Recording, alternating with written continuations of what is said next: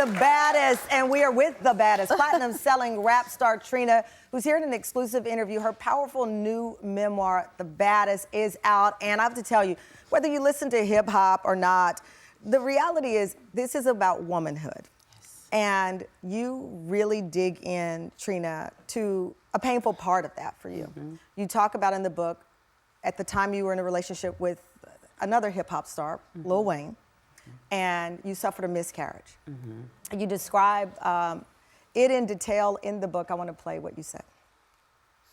I felt like a failure, something I never thought I'd feel, and I hated it. Only someone who has physically experienced the loss of pregnancy will understand the sense of emptiness that overcomes you. There is no amount of money, fame, or success that makes that emptiness easier to live with once it's there. It just stays with you until it's ready to be released. Mm-hmm. You told me that writing about the loss of your mom, mm-hmm. your brother, your niece, and this loss of your unborn child, that was the challenge for you.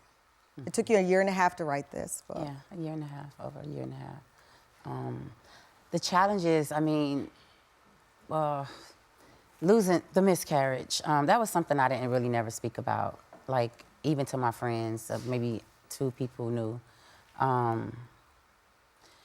But at that time, I don't even really understand what was going on. Like, it was just a dark space. I was working so much. It was no time to sit and like have a slumber party with my friends and cry, and it wasn't that. I would cry on the road, I would cry on the tour bus, I would cry in a hotel, but I would have to hit the stage that night.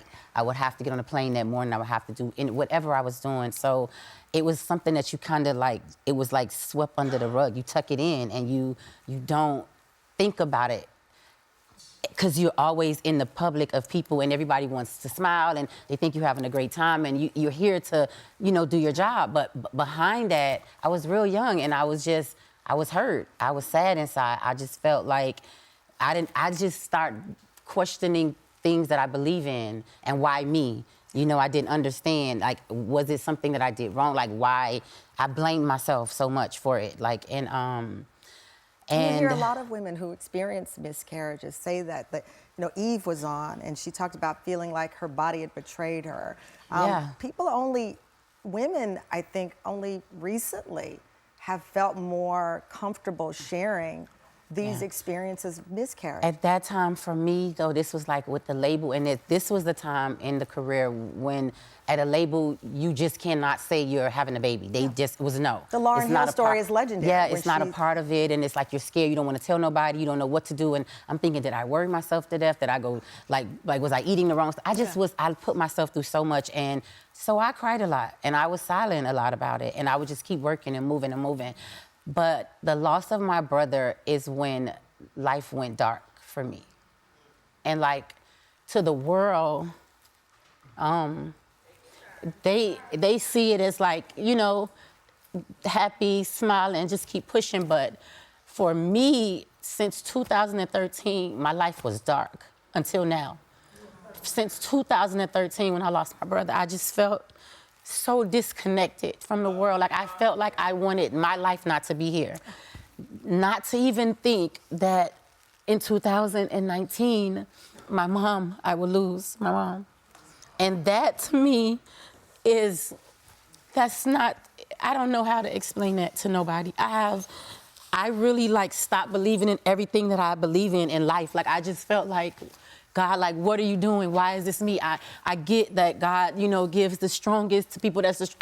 I'm not that strong. I just started breaking down, losing myself. I don't understand, how do you live without your mom? Yeah. Like, my mom is the person I call every second of the day to annoy her for every little thing I want. Whether I'm in a grocery store, whether it's Home Depot, and this person is no longer here. This was my life. I felt if my back was against the wall, my mom was always there. She's never not been there for me. And you're not alone. When she wasn't here, I just felt alone in the world. I have my sisters, my cousins, my family, but it's still my mom. Like, sometimes I find myself calling her phone, just dialing the number, and I just gotta hang up. It's no certain time or way to get over the grief. I tell people that closure it's impossible to have closure. This I never is, feel closure. to me. Yeah. And I'll tell you, that's the fiber of your life. There's no day that you're going to wake up. But she had, and this is not me trying to have a happy ending to this, Trina. Your mother got a chance to see that little kid in front of that car turn into the woman that you are, that is shouldering this grief. But what you said, you're finding your way out of the darkness because she is still your light. Hard. She is. We'll be right back. We'll be right back. We'll be right back. We'll be right back.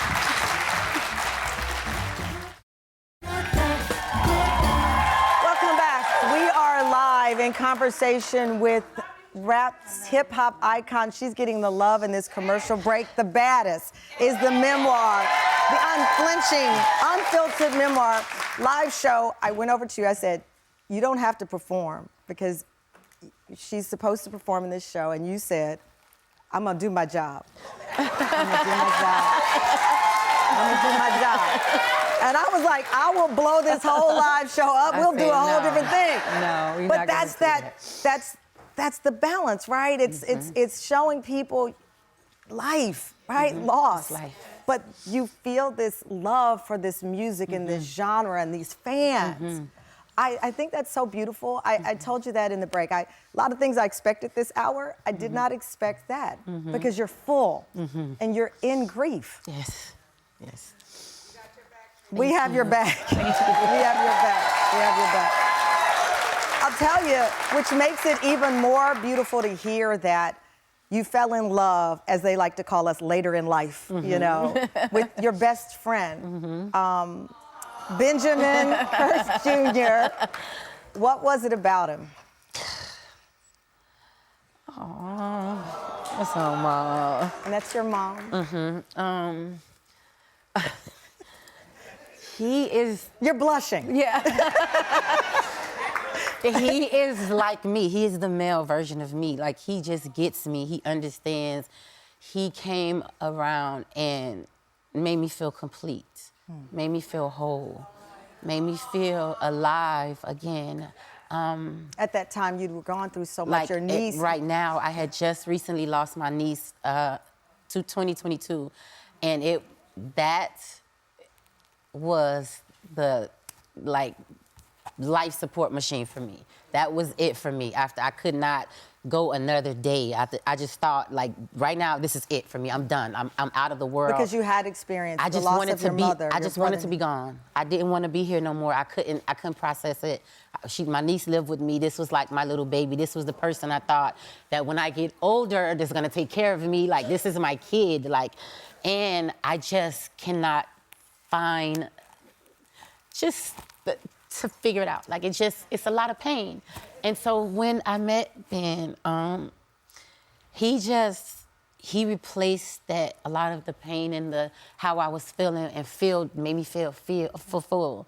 Like, he poured into me, and it brought laughter, and it brought a lot of memories of my mom and her energy and how she is. And it just made me feel happy. Like, I started feeling alive again. I started feeling way more happy than you guys see me sometimes and think I'm happy, and I'm probably crying under those shades or something, but I gotta do whatever I'm doing. And so it's like he's been there by my side, never have left my side. I love that. Did you think you'd be married at 45? Because I didn't think at 48. I was like, I'm good, tap out. No. I didn't think I didn't. You know what? I in life, I thought, like, one day I would get married, have a kid, have a family. That's what I wanted. And when it started not happening that way, I think the loss, I went into that more than everything else. It was forget about me. I'm just so hurt about this. And after losing my niece, it was like a baby. I can't even It's a lot. Oh gosh, life has been lifing for me, guys. Life has been just in real life. No, but I love that's why. It's been a lot for me, a lot to deal with, and I just keep pushing forward and keep going because that's what my mom was. My mom was the person that I never saw give up. I never saw stop. Like, my mom is. But you are her. You have not stopped. You are her. You are her. Listen, you are her. Listen. Wow. You You were just with Young Miami performing. Yes. Then, was it just recently you got this huge honor, this hip hop honor? Yes. So at the same time of life is lifing, people recognize that you brought an empowering message to young women who to this day, hear you. Thank you. This was 2022. Yeah. I was watching with the Unforgettable world moment. where you got, Yes. you said you literally got your flowers. Look at all these flowers in front of you. Literally got your flowers. Give them to me where I can smell them and still see them. Yeah. I felt like that was a We moment actually for have that. tape where you mention your mom's impact on your music. Let's play it. First and foremost, God made this possible. I just want to thank my beautiful mom, because without her, Trina would not exist.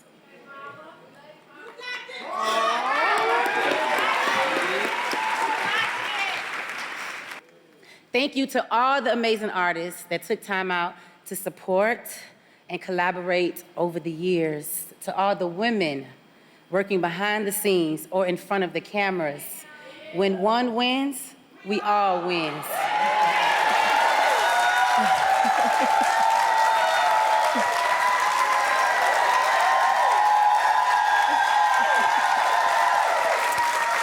Yes.